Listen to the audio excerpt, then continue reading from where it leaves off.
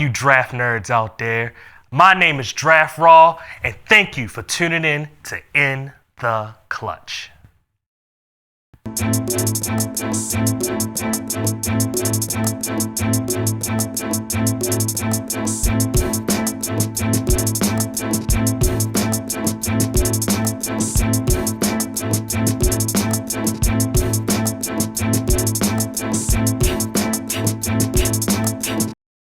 Like I said, man, welcome to In the Clutch. My name is Draft Raw, and in this video, we're going to do a series that I have been waiting to do for 3 years, and that is, Was I Wrong? And we're going to talk about the 2018 draft class. Now, I went over some of the videos that I made back in the day. Some of them I didn't go over. I just kind of glazed over some things and just made sure I had all my information right. But I wanted to make sure that as I go through all of this and these names that I'm going to talk about, that the information is accurate of what I said 3 years ago for the 2018 draft class to what these players have actually turned out today. So without further ado, let's just get straight into it. We're going to talk about two names really quick. The first name is going to be Josh Allen, and the second is going to be Saquon Barkley. Why we're going to talk about those two players in particular? That's because Saquon Barkley, I made a video of. Josh Allen, I made a video of. And those two were the more polarizing prospects for the 2018 draft class. The reason I did videos on both players is because I felt as though with Saquon, there was a chance that he could bust in the league. Not to say he was, but there was a chance that he would. And the same thing with Josh Allen. It wasn't more of a chance as I thought he would be a bust. So when I look back over those particular videos or what I have to say about those guys, with Josh Allen, it was an accuracy issue. And the accuracy issue had a little bit to do with the weapons that he had at Wyoming. The receivers, the tight ends, whoever he was throwing it to, they would drop passes.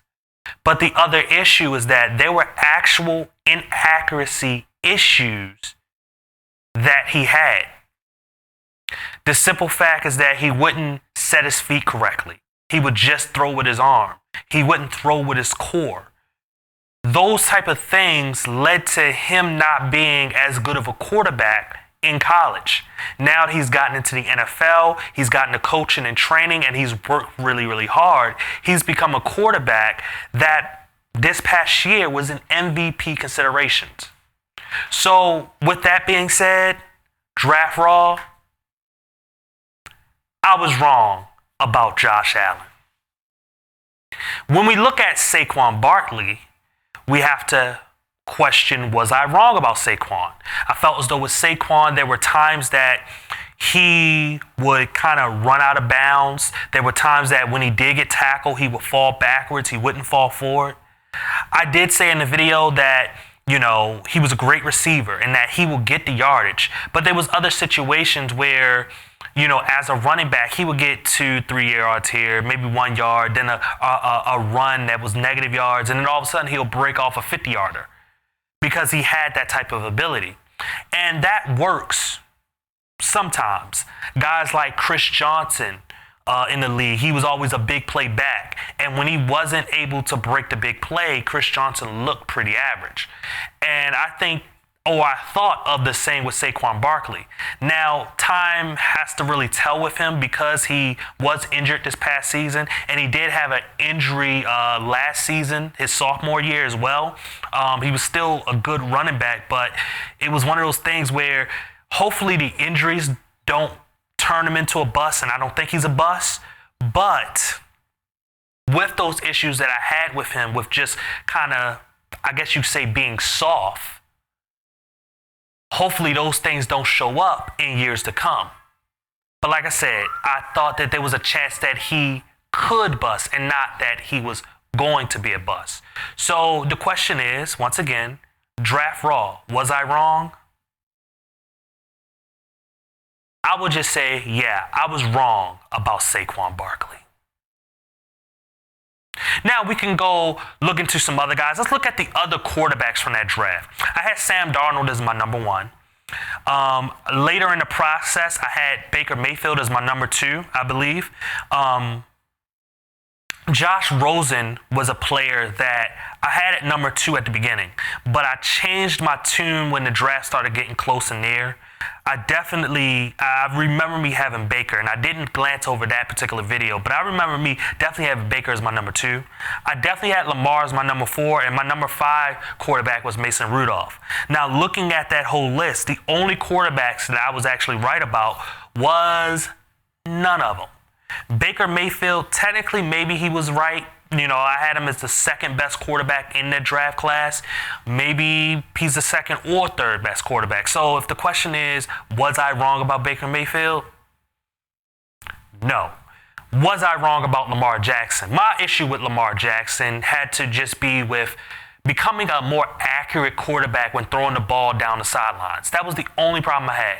He was a guy that kept on improving as a quarterback while he was in college. So it was never how good of a quarterback he could be. The question would be is, can he improve to become a great quarterback? And he's proven that he actually is a great quarterback without having the accuracy on the sidelines, because that still is a problem with him today. But because Lamar Jackson has won an MVP, because Josh Rosen is just terrible, because Sam Darnold still haven't proven anything, and Mason Rudolph is literally in the middle of the pack of the quarterback conundrum within the NFL. Draft Raw, was I wrong? Yes, I was wrong for at least 5 of the top 6 quarterbacks from that draft. Now we can go into running back, because I talked about Saquon Barkley already. Nick Chubb and Sony Michel, and I'll just put Darius Geis in there. I was right. Oh yes, I'm going to gloat. I was right. Nick Chubb is the best running back in this draft class, and I put it out there. I said it wasn't Saquon. I said it was Nick, and Nick has proven. I know Saquon has gotten hurt, but still, when it comes down to it, availability is the best ability, and Nick Chubb is available. And Sony Michel, the other running back from Georgia, I said that he wasn't that good, and I think I've proven that he wasn't really that good. And now, you know what? I'm going to put that description of the video where I talked about the running backs in the box below so you can see that as well. Same thing with the Josh Allen and Saquon Barkley. I'm going to put those videos down there so you can see what I had to say about those guys. And of course, Darius Geis, I wasn't wrong because he's in jail, so I don't know what you can do about that. Anyway, when it comes to the next group of guys, we're going to talk about the wide receivers. I'm just going to talk about the top 3 with Calvin Ridley, Courtland Sutton, and DJ Moore. I had Courtland as my number 1, DJ Moore as my number 2, and Calvin Ridley as my number 3. Well, Courtland, to me, still has turned out to be the best receiver in this draft class. This past season, he got hurt. So it's hard to sit there and say that he's the best, but when you look at the body of work, he looks like the best receiver in the draft class. Calvin Ridley right now has kind of proven to being the number 1. He wasn't the first receiver taken, but consensusly, he was the consensus top wide receiver in this draft class. And DJ Moore, who I had as number 2, who was the first receiver taken, has also proven to be really, really good. Now, I wasn't high on Calvin Ridley, and I thought that he would be a middling number 2 type of guy, maybe a slot guy. But even if he's a slot guy, he'll still be the number 2 option for an offense. Draft Raw, was I wrong? Yes, I was wrong about Calvin Ridley. He's better than what I thought. But I was not wrong about Courtland Sutton and DJ Moore. So then I took a look at the tight ends, right? That's the next group on the list.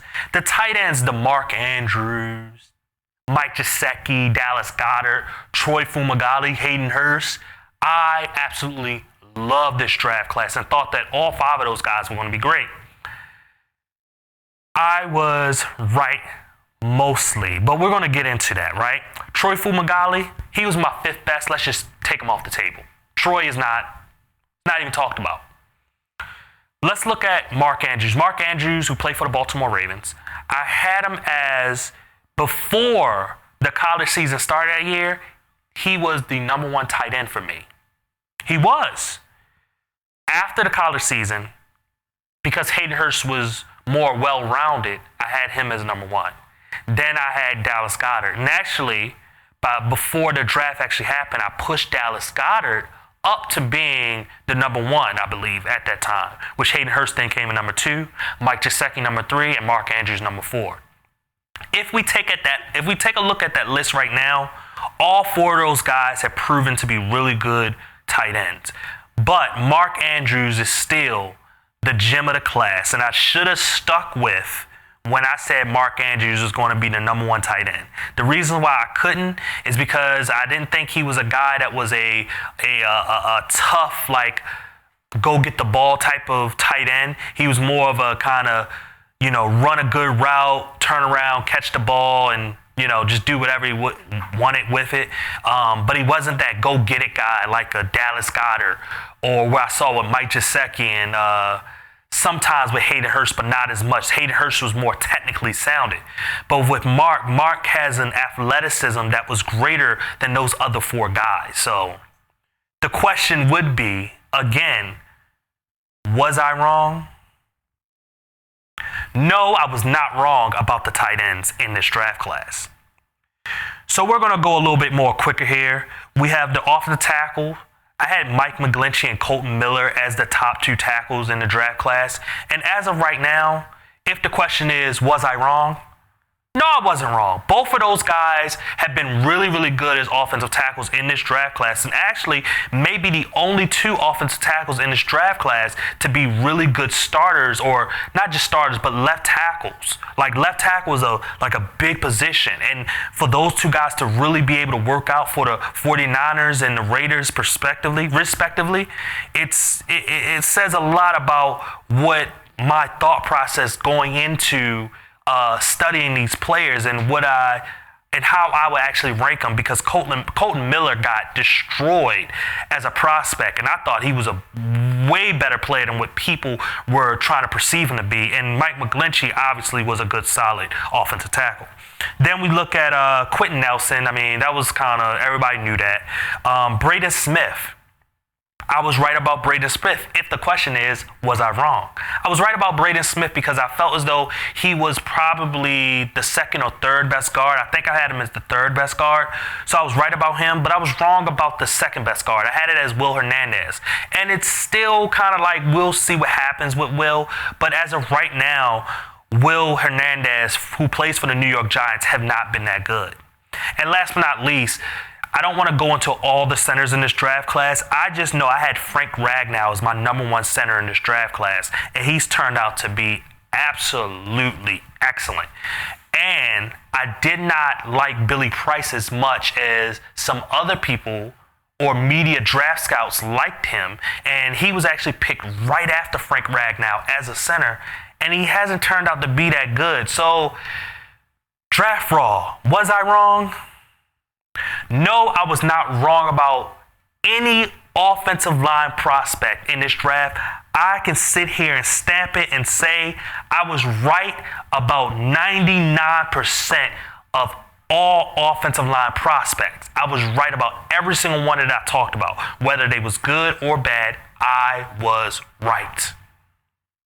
Now we're going to go to the defensive side of the ball. The five linebackers that were all the rave, because four of them went in the first round. Well, at least four of them were the rave. Tremaine Edmonds, Roquan Smith, Leighton Vander Esch, Rashaan Evans. And the guy that I liked a lot that was underrated, that I'm going to put the video in the description box below, and that was about Darius Leonard winning Defensive Rookie of the Year. And Darius Leonard won Defensive Rookie of the Year, and he wasn't even a first-round pick. I love Darius Leonard. He was a guy that I would have pounded the table on as being the best linebacker in that draft class, and I was right. And nobody saw it. They were looking at the big players like Boise State Leighton Vander Esch, Georgia's Roquan Smith, Alabama Rashad Evans, Virginia Tech Tremaine Edmonds. And guess what? The best one went to South Carolina State. Not South Carolina University. University of South Carolina. Not Clemson. South Carolina State. And he was the best one in his class, and I will pound the table on. And if you ask me, Draft Raw, was I wrong? Nope, I was right about the linebackers. I was absolutely right about all of the linebackers in this particular draft class, except for one. I would have to say one guy I wasn't right about. Just like I wasn't right about Will Hernandez, I wasn't right about Fred Warner. Fred Warner turned out to be a better player than what I thought he would be, and I'll take that hit. Fred Warner is a way better linebacker than what I thought he would be. And so, okay, I was wrong about Fred Warner. But when you look at the track record, man, I was right about all the rest of them. So we're going to take a look at the defensive line next. Vita Vea, Daron Payne. Was I wrong? No, I was right. Both guys, I love them both. Vita Vea just won a Super Bowl ring. Daron Payne is pretty much in part of the best defensive line in the NFL right now. I was right about both those guys. Both those guys have proven to be really, really good players at their positions. And then even at the edge guys, I really only thought there was only one edge guy that was actually worth a look, and that was Bradley Chubb. And he's proven to be all of what we expected. The other edge guy that was picked in the first round, Marcus Davenport, is really not the guy that I would say was really did much, but he is coming into himself. I didn't not like him, but I wasn't all on him and expecting him, to being something great. I thought he would just be solid and average. Sam Hubbard, I was wrong about, but he was a third-round pick, and he got chosen where he probably should have got chosen, but he's played better than what I thought. But consensusly around the NFL, everybody thought that he was like a third or fourth round guy anyway. And then Harold Landry, who went in the second round, I thought he was a late round first, and he ended up going early, mid-second. And he's turned out to be pretty solid in the league, not as great. But if the question is, was I wrong? No, I was not wrong about the edge guys, because Bradley Chubb was really the only guy that I thought was going to be of any note of this draft class. The rest of the guys, Sam Hubbard is better than what I thought, but is he way better than what I thought? No. Harold Landry, I thought would be better than what he is, but is he as terrible? Is he bad? No, he's not bad. He's actually pretty solid. He's just not what I thought he would be. And then Marcus Davenport has been exactly what I thought he would be. And then last but not least, when it comes to defensive backs, there were 3 safeties and there were 3 corners who were consensusly the top guys. Somehow the NFL didn't see it that way in terms of the actual NFL draft scouts. But when you talk about the media scouts, we all kind of saw it the same, pretty much. Not all the way, because I had Mike Hughes as my number 1 corner, and I had Jair, I believe, may have been my number 2 or 3. If I looked at it, Jair was actually, I thought, was the best corner in the draft class. But because of the injury, I had to put Mike Hughes as number 1, and I believe I had Denzel Ward as number 2. But I didn't like Denzel Ward as much as the next man. I felt as though Denzel Ward was just an overrated Ohio State Ohio State corner. And I felt as though his skill set, while it was good where he could still be a starter within the NFL, I just didn't think that he would be a Pro Bowl type of player. And if I'm not mistaken, he's gone to a Pro Bowl. So I was wrong. But I was right about Jair, and I was pretty much wrong about Mike Hughes. Mike Hughes is not as good as I thought he would be. He's actually kind of flamed out with the team that drafted him.